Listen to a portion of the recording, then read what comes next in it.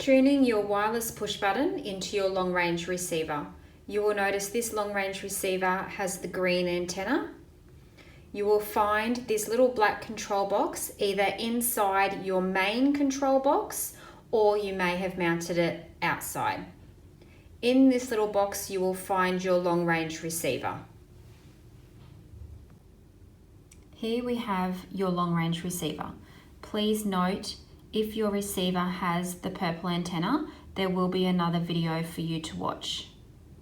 On your long range receiver, you will find a jumper located here or on any one of these pins. The jumper will look like this. We will be tuning the wireless push button using the 2 pins that says learn. Tuning your wireless button to the long range receiver, ensure that your key is turned on to enable the tuning.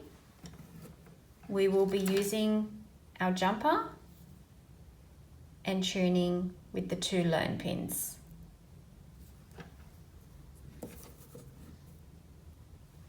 You'll want to hold your push button down, and at the same time you will want to bridge the 2 learn pins. You will notice that the red light goes solid when the button has been tuned. You can then press the button again, where you will hear the receiver click. Your button is now tuned.